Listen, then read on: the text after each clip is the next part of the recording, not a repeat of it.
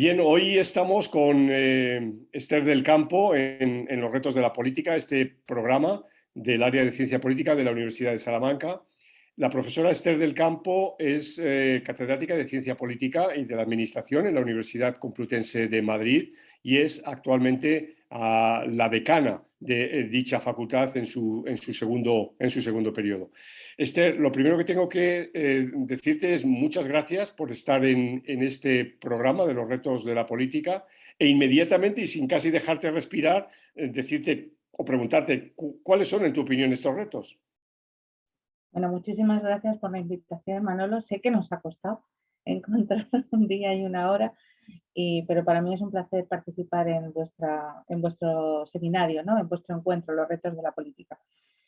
La verdad es que te decía que no sabría muy bien qué decir, porque yo creo que hay tantos retos de la política. De hecho, creo que en el fondo hay un desprestigio importantísimo en torno al papel que la política, los políticos, los actores, los partidos desempeñan en nuestra sociedad. Eh, y creo que tiene que ver seguramente con una pérdida de sentido comunitario, quiero decir, y quizás también bueno, pues una visión distinta, ¿no?, de lo que es la esfera pública y la Sí, esfera política, un excesivo individualismo, sí, un condicionamiento muy fuerte o una atención muy fuerte que se presta, por ejemplo, a las redes sociales, a la digitalización. Todos estamos, es decir, es verdad que la digitalización tiene consecuencias importantes y positivas, ¿no?, para la democratización de nuestras sociedades, pero también creo que hay reflexiones que se están haciendo, ¿no?, en torno a los condicionantes que significan también para el funcionamiento de los actores políticos en el espacio público. Entonces, quizás el reto más importante tiene que ver, porque en el fondo la sensación que tiene la ciudadanía es una fuerte y creciente desconfianza hacia el funcionamiento de los actores y de las instituciones. Entonces, quizás para mí el reto más importante es mostrar a los ciudadanos que efectivamente la política y los actores y las instituciones siguen desempeñando un papel importante para la mejora de sus condiciones de vida y para, de alguna manera, garantizarles, ¿no?, la seguridad y garantizarles la libertad y garantizarles la participación, que son algunos de los elementos fundamentales de nuestras democracias. de acuerdo. Y dentro, o sea, tú has señalado una parte muy importante que es la pérdida del sentido, por un lado, del sentido de lo público y por otro lado, la pérdida, ¿no?, de la acción colectiva, de la acción comunitaria, ¿no? Em, ¿Cuáles podrían ser unas posibles soluciones a esas pérdidas? Bueno, yo, fíjate, creo que antes te hubiera dicho que el desarrollo de una cultura política democrática, pero creo que eso es complicado, porque en el fondo el desarrollo de la cultura política tiene que ver también con el desempeño y el funcionamiento de nuestras instituciones.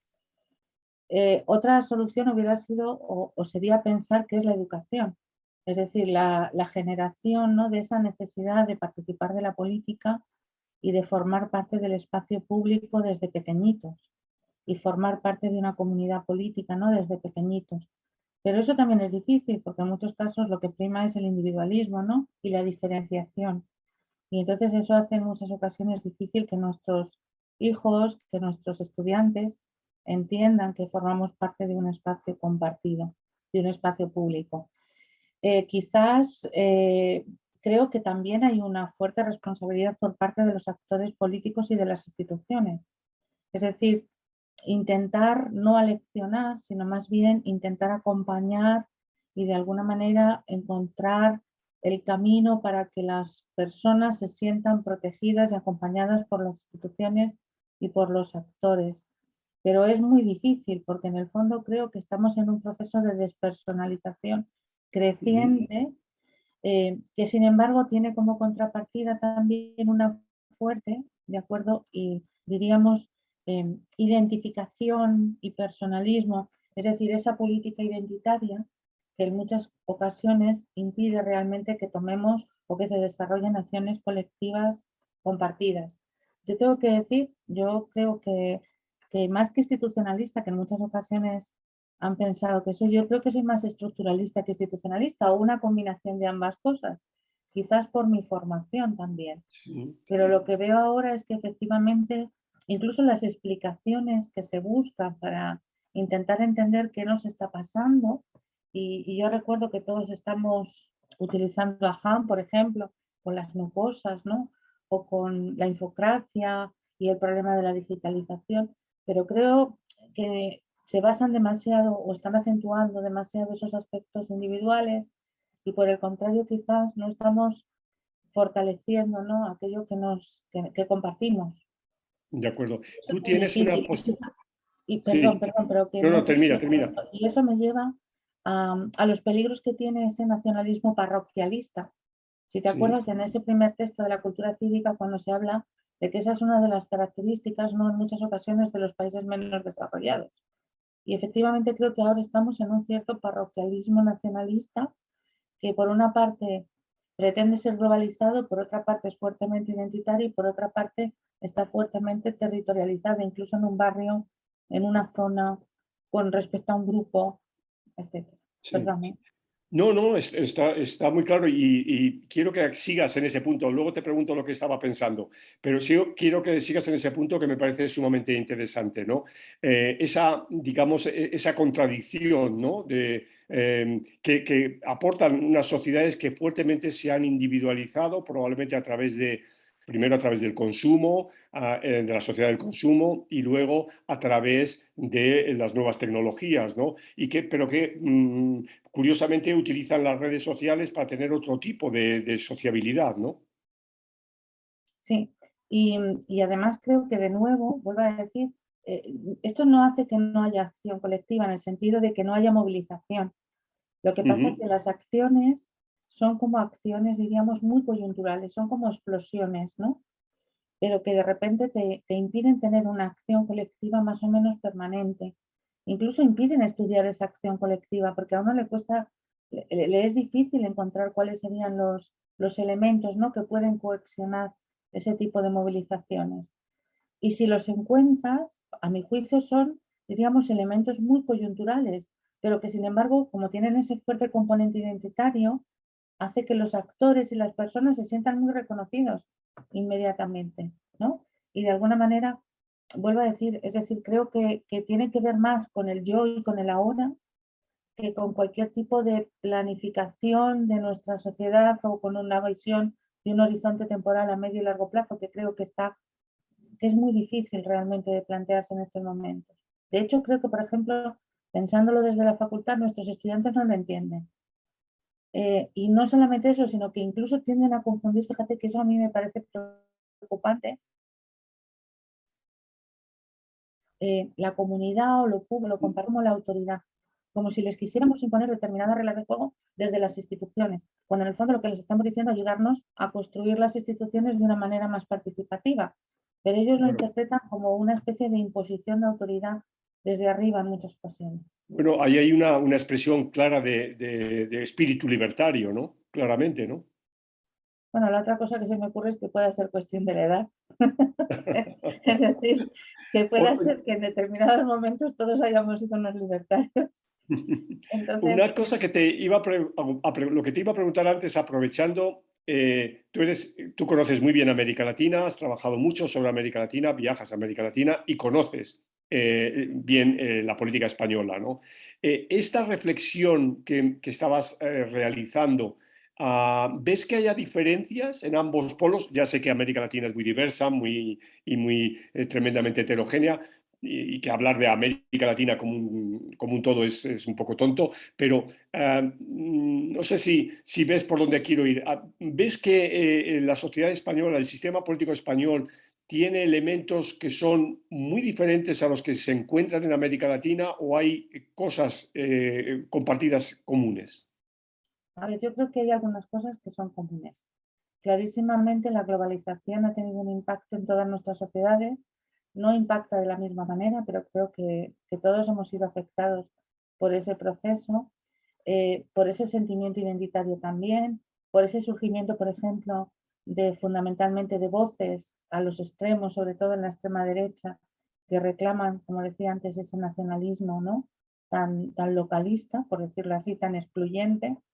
Pero claro, hay diferencias, creo, y ahí sí soy institucionalista, creo que la principal diferencia es que nuestras instituciones tienen una trayectoria de mayor solidez Y en ese sentido creo que a pesar de los avatares, es decir, de lo que esté pasando en este momento y de la coyuntura, que es muy, yo soy pesimista en el sentido de la coyuntura, creo que la situación económica y la situación social y la situación política son, bueno, pues preocupantes, por decirlo así. Sin embargo, creo que nosotros tenemos una solidez institucional que seguramente nos da algún tipo de apoyatura para poder jugar de manera más tranquila, más equilibrada y reducir la incertidumbre, como lo veo. Lo De que veo en el acuerdo. caso latinoamericano es una gran complejidad. Parecería que estamos ahora ante un cambio de ciclo, porque efectivamente ahora tenemos gobiernos de izquierdas o progresistas en muchos de los países de la región.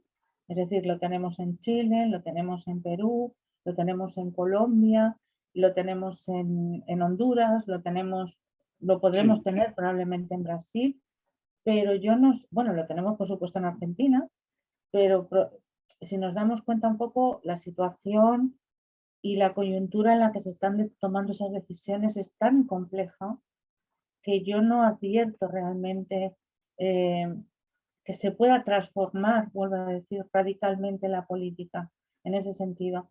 Es decir, yo ahora creo, si en los 90 el dilema fue la participación, ¿de acuerdo? Y quizás una buena parte del 2000 fue la participación, creo que ahora habría que pensar en otros dilemas, porque creo que nunca como hasta ahora se han desarrollado mecanismos participativos y sin embargo no han sido suficientes.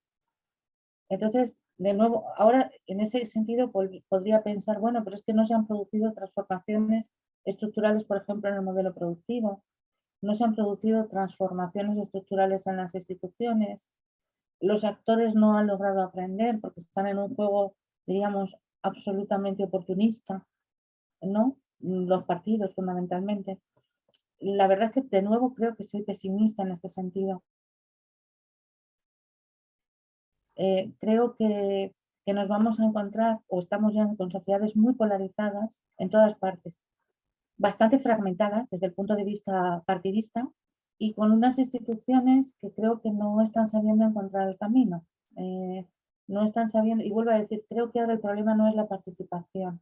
ya. Creo que el Y ciudadano a propósito de que el problema no es la participación, el 4 de julio se cumplía un año del mandato que tenía el órgano constituyente en Chile para entregar el documento. El documento se entregó, el documento está en poder del presidente Boric y ya ha enfilado para la consulta popular sobre el refrendo, el apruebo o no, o el rechazo de este documento. Eso, de alguna manera, valida mucho lo que estás diciendo de que la participación tiene cauces, ¿no?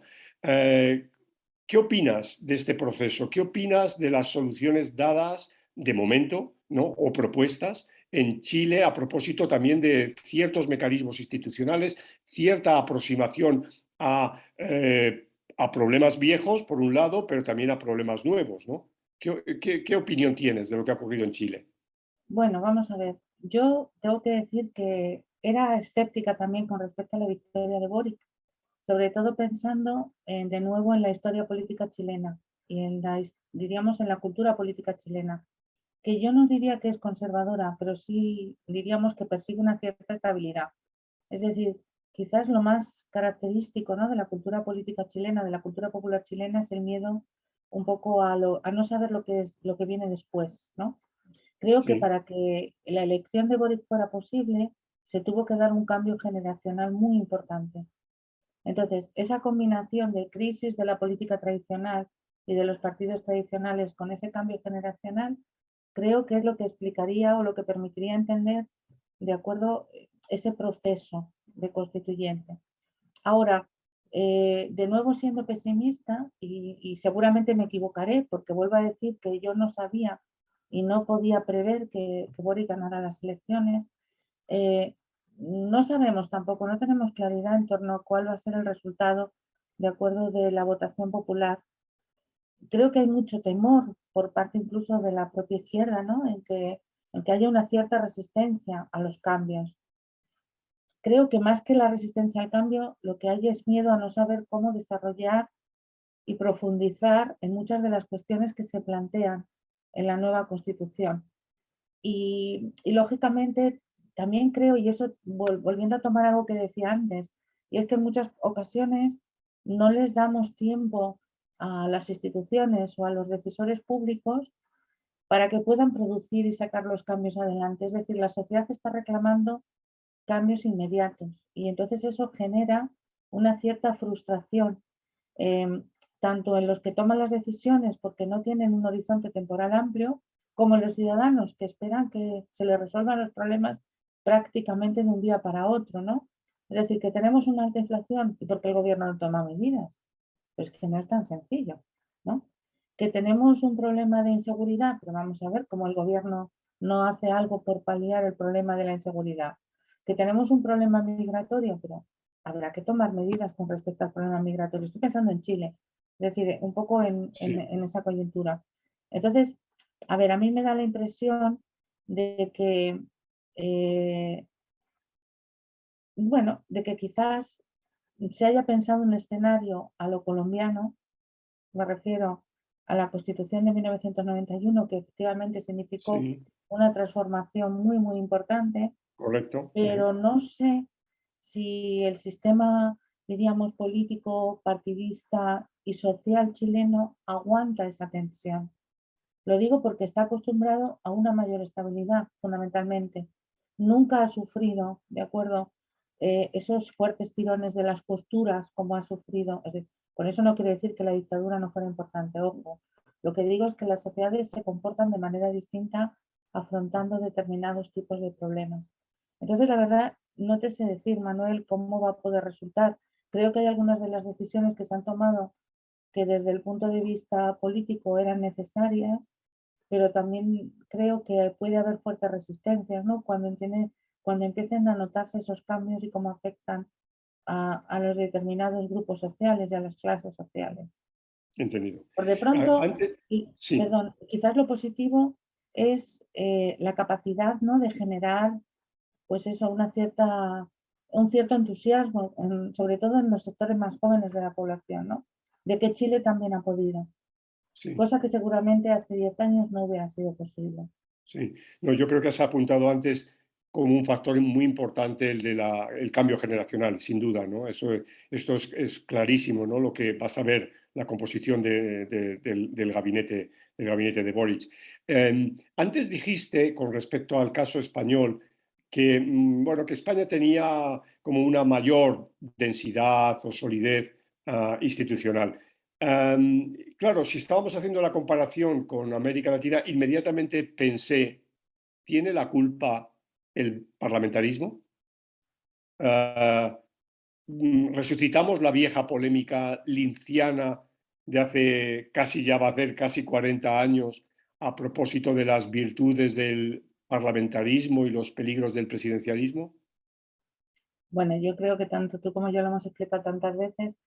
Yo, que yo, a ver, esa discusión es muchas veces teórica y yo soy más partidario un poco de la propuesta de acuerdo más pragmática, en el sentido de que el contexto hace la diferencia, como decía Nolen, y que lógicamente las características de los sistemas políticos pues tienen muchísimo que ver con el funcionamiento de los regímenes presidencialistas o de los regímenes parlamentarios. Ni todos los regímenes de un tipo o de otro funcionan igual, ni todos logran alcanzar la solidez institucional o diríamos la estabilidad. Fíjate que en esta sensación de que, bueno, yo la sensación que tengo, Manuel, es que no tocamos fondo en muchas ocasiones, ¿no? Que estamos como intentando nadar en un mar ciertamente agitado, más o menos revuelto, pero que las sociedades no terminan de tocar fondo, en el sentido de hacer pie más que tocar fondo, ¿no? Sí, Que no sí, logramos hacer pie. Entonces, en esa sensación, en muchas ocasiones, eh, pues eso no es ni bueno ni malo, quiere decir, lo puedo mirar por un lado, lo puedo mirar por el otro. Seguramente los cambios son necesarios y estos cambios tenemos que afrontarlos. Pues digo, tú planteabas el dilema presidencialismo-parlamentarismo, yo te puedo plantear el dilema monarquía-república. Claro, correcto. y dices, bueno, puede no ser un problema de urgencia inmediata en una sociedad, pero seguramente a medio plazo pues puede ser una solución. Tampoco lo sé, porque ahí, por ejemplo, en el tema monarquía-república yo creo que es un problema identitario. De nuevo, fíjate lo que digo, más que un Ujú. problema real, ¿no? Institucional. sobre todo cuando tenemos monarquías parlamentarias que no pintan nada. Sí, Entonces, bueno, no sé, es esa especie de estar ahora mismo como flotando, ¿de acuerdo?, en un mar ciertamente agitado y no saber muy bien dónde podemos hacer pie. Y tampoco saber muy bien si tenemos que nadar hacia la orilla o habrá algún islote donde podamos, o por el contrario, tendremos que aprender como sociedades a sobrellevar, diríamos, esta marejada, en el sentido de que a sí. lo mejor resulta que lo que nos espera en un futuro no es esa estabilidad que nosotros pensábamos cuando hablábamos de las transiciones y de la consolidación democrática, es otro modelo. Sí. En el año 2014, en las elecciones europeas del 2014, el sistema de partidos español parecía que se hacía trizas, ¿no? Por primera vez, PP y PSOE no sumaban más del 50% o que se quedaban por debajo del 50% de los votos. Había aparecido con mucha fuerza Ciudadanos, había aparecido Podemos, se vislumbraba Vox en el fondo, ¿no? O sea, es decir, había una verdadera fractura y una verdadera fragmentación, ¿no?, del sistema de partidos español. Sin embargo, hoy parece que esto, no sé, de pronto como que se ha restablecido aquella situación. Ciudadanos ha desaparecido prácticamente, o ha desaparecido. Podemos ha bajado bastante en intención de voto y Vox, que bueno, puede seguir manteniéndose en torno a un 15, un 16% de intención de voto. Pero lo que es claro es que los dos viejos partidos, PSOE y PP, PP y PSOE, se han recuperado. ¿Esto es una anomalía también para el caso español? Es decir, que los viejos partidos políticos se hayan recuperado, ¿o crees que puede ser el canto del cisne? Ya sé que es una pregunta muy, muy complicada, pero me gustaría conocer tus pensamientos a este Yo, respecto. yo nunca pensé que los partidos tradicionales fueran a desaparecer.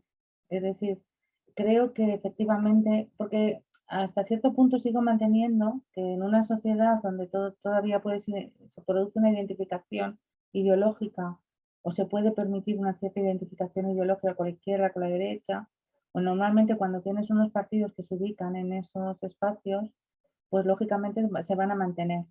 Pero es cierto que en un contexto de crisis económica, como se produce después de la crisis del 2008, con algunos problemas, ¿no?, estructurales que tienen que ver seguramente con el modelo económico y la inclusión y con el bienestar, y por otra parte con la estructura territorial y la organización del sistema, pues entonces aparezcan partidos que intenten de alguna manera solucionar esos problemas. Pero lo que creo es que de nuevo hay el ciudadano, cuando las instituciones son relativamente fuertes, acude a la certeza, es decir, acude a cierta seguridad, porque lógicamente a mí me parece que si tú no tienes un mapa político partidista más o menos asentado, para el ciudadano las sucesivas elecciones en el fondo son una angustia vital casi, ¿no? ¿Por dónde me voy a decantar ahora? ¿Por qué partido voy a votar? ¿Cuál es la coalición electoral nueva que ha surgido? ¿Qué nuevos candidatos hay? ¿Son muy personalistas? ¿Han cambiado su programa? ¿No lo han cambiado? ¿Qué tipo de beneficios puedo tener si voto a unos o a otros? Y sin embargo, cuando tú tienes unos partidos relativamente asentados, tú sabes lo que puedes esperar. Es decir, sabes que si votas por el Partido Socialista puedes esperar determinado tipo de políticas, si votas por el Partido Popular puedes esperar otro tipo de políticas, pero seguramente en ningún caso te vas a plantear un proceso de polarización, ¿no?, o de extremismo muy grande o de radicalización del sistema. Entonces yo creo que, ahora bien, lo que no sé decirte, Manolo, es hasta qué punto la crisis que se avizora o en la que estamos ya inmersos, efectivamente no puede volver a generar algún tipo de problema, ¿no?, a los partidos tradicionales. Pero está Entendido. claro que creo que Ciudadanos no se va a recuperar. Podemos seguramente se va a mantener, pero con un peso político menor. Y Vox yo creo que ha dejado de crecer. Es decir, Mm, creo que el espacio político en el que el partido se movía, pues era el espacio del descontento, ¿no? Y la sí. lucha frente a los otros partidos de la izquierda. En la medida en que el Partido Popular pueda afrontar ser oposición, creo que el Partido Popular se va a terminar comiendo a buena parte de Vox. No digo que a Entendido, todo, ¿no?, pero a buena parte. entendido. Mira, ya vamos a ir terminando, pero quiero aprovecharte porque eres la decana de la Facultad Histórica de nuestro país, de Políticas, ¿no? una facultad bueno, que tiene para algunos 80 años y la juntamos cuando estaba con Económicas y que durante muchos años pues, fue la única facultad. Allí tú y yo hemos estudiado, nos hemos formado, hemos dado nuestras primeras clases, yo me marché, tú seguiste, pero ¿cómo se ve la política desde la gestión de los estudios de la política? Bueno, qué preguntas más difíciles. ¿Cómo se ve la política desde la gestión de los estudios de la política? A ver, yo te diría... Perdona, Esther. Y además está viendo una cosa, ¿no? Que como bien sabemos, hace 10 años fue una facultad que se puso de moda porque precisamente parte de esta nueva política se formó ahí, ¿no? Y muchos de ellos fueron estudiantes tuyos. Sí, a ver, yo siempre digo que nuestra facultad es una especie de laboratorio. Lo es, lo sigue siendo. Un laboratorio en el sentido de que, bueno, yo creo que es un espacio muy diverso, que eso no lo hace solo la ciencia política, es una facultad muy distinta a las del resto de ciencias políticas en el Estado español, en el sentido de que nosotros estamos mezclados, tú lo sabes. Hay sociólogos, hay historiadores, hay economistas, hay juristas, hay antropólogos, hay psicólogos sociales, y eso hace que sea como, pues eso, son las ciencias sociales en muchas ocasiones, ¿no? Luego, además, es una facultad que ha adoptado de alguna manera una posición crítica con respecto al papel que estas ciencias sociales y la ciencia política también puede tener en nuestra sociedad, es decir, hasta qué punto nosotros podemos participar en ese proceso de transformación social o de Sí, transformación política. Entonces, de alguna manera, nuestros elementos tienen que ver con, por una parte, bueno, pues por supuesto, solidificar esos estudios que creo que son relevantes. Por otra parte, también mostrar ese pensamiento crítico. Sobre todo a nuestros estudiantes es, sobre todo, darles herramientas, ¿no? Para que puedan pensar por sí mismos, pensar en cuestiones de innovación política. Nosotros creamos un aula de innovación y sostenibilidad y ahí hemos desarrollado laboratorios ciudadanos, 6 laboratorios de participación, donde existe una comunidad de profesores, estudiantes, incluso personas de fuera de la universidad y de la facultad que pueden participar en esos laboratorios. Entonces, bueno, por supuesto que tenemos nuevos retos y yo veo a mis estudiantes fuertemente preocupados por la cuestión del cambio climático, por la cuestión de la sostenibilidad, por la cuestión de la igualdad, que no se ha resuelto. No es cuestión hoy porque tenemos que cerrar, pero por ejemplo, a mí me preocupa también que en esa visión tan individualista el problema de la igualdad ha pasado a un segundo plano. Y entonces en muchas ocasiones eso está afectando también realmente a la lucha feminista, ¿no? Por alcanzar una igualdad política mayor. Bueno, entonces nosotros creemos que debemos tener más impacto, los politólogos, pero ese impacto no puede ser simplemente apariciones esporádicas en medios de comunicación. No me refiero a ese tipo de impacto. Me refiero a un impacto sobre las políticas, a un impacto sobre las decisiones, a la capacidad quizás de permear a las instituciones para que vean que hay otras posiciones y que hay que pensar en ese horizonte temporal más amplio. No se trata de pensar el ahora, vuelvo a decir, porque si pensamos en la hora, nuestra experiencia es vivencial, sino lo que quiero es pensar el mañana y cómo yo puedo desarrollar ese proceso político, esas instituciones, ¿no? Para pensar el mañana.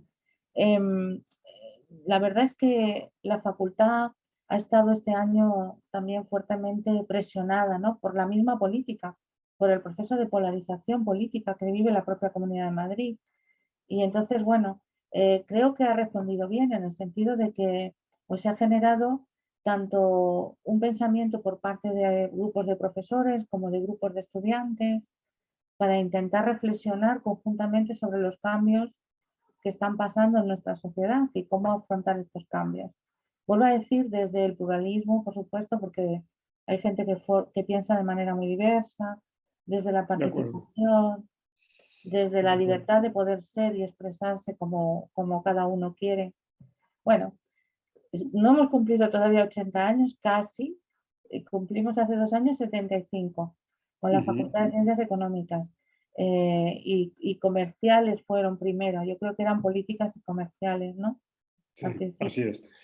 Bien, Esther, Pero bueno, pues mil gracias. Ha sido un gustazo tener esta charla contigo. Al fin, ¿no? Hemos estado jugando al ratón y al gato mucho tiempo y por fin ya al final del curso, te agradezco enormemente que hayas encontrado un hueco para estar en los retos de la política del área de ciencia política de la Universidad de Salamanca, donde sabes que tú tienes un gran cariño y una gran receptividad. Muchas gracias, Manolo. Pues nada, un abrazo a todos y ojalá nos podamos ver pronto, en septiembre, por ejemplo. Claro que sí. Un Hasta abrazo. pronto. Gracias. Adiós.